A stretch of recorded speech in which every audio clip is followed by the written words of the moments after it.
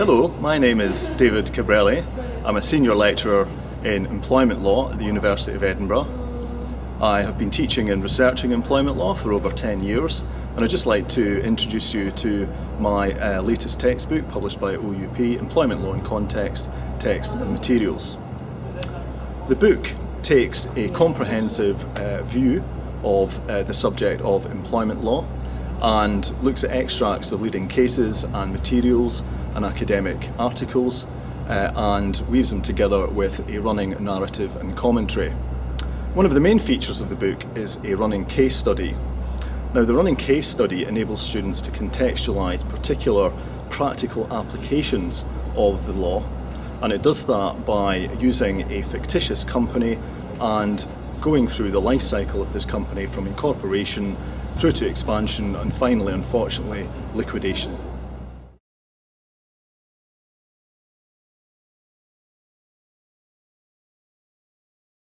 Over the past 10 years that I've been teaching employment law at various institutions here in the UK, it's become clear to me that there are a number of areas that students do struggle with, particularly aspects of detailed statutory employment rights.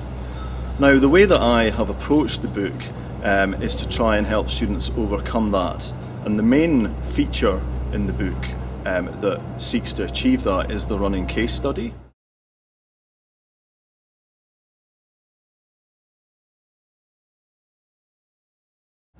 Now, the running case study takes as its focus a company called Danny's Demolishers Limited, which is a demolition company, and we look at it from incorporation. It starts to expand, it starts in the northwest of England, becomes a key local player, expands into the northeast of England.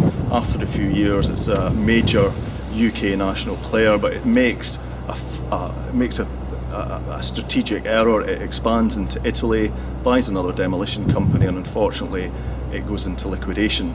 Now, this running case study feature helps students to overcome some of these difficulties. I'll give you two examples in particular.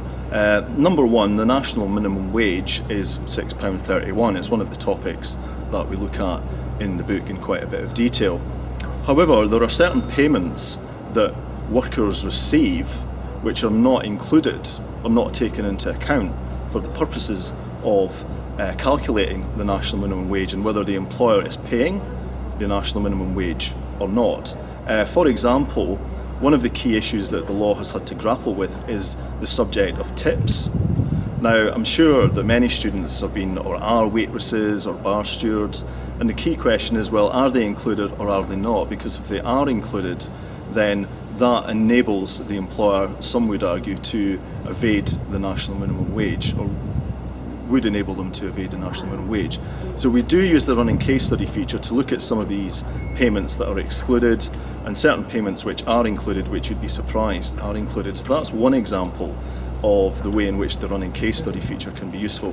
The second example is the issue of indirect discrimination in employment equality law. Now, over the past 10 years, every class that I have had has struggled with indirect discrimination, and in particular the four components of indirect discrimination.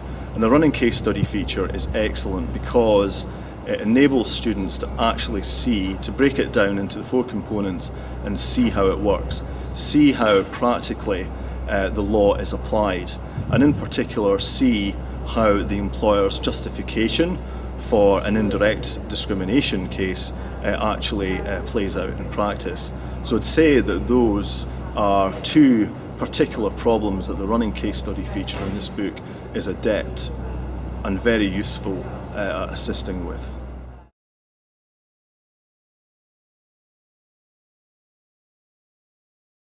There were three principal aims and objectives of producing the book and writing it. First of all, what I was keen to do was to make a clear split between, on the one hand, some of the policy issues that common law judges and parliamentarians need to take into account in creating and introducing labour laws, and also to look at some of the context within which labour law operates. So that's the first thing that I do in each chapter. And I wanted to make a distinction between that and then secondly the actual substance of the law, so actually to explore and explain the law. So that's the first principal objective, so this clear split between policy and context on the one hand, and then secondly substantive law on the other.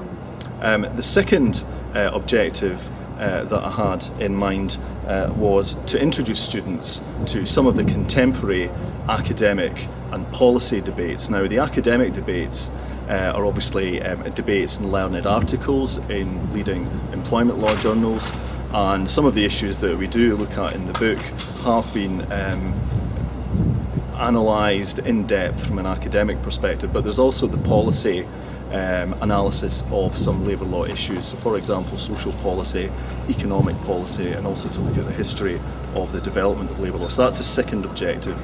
And the third objective was to make the exposition of the subject comprehensive but also engaging.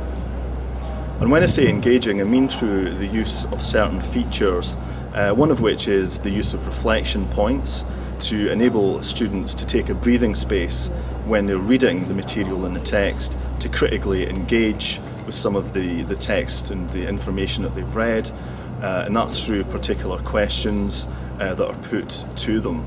And then secondly, to have a further reading feature in the text, which takes those academic debates that I discussed in the second objective of the book, and also to give a comprehensive list of some of these academic articles for students to then go ahead and read for the purposes of assessment and revision in the future.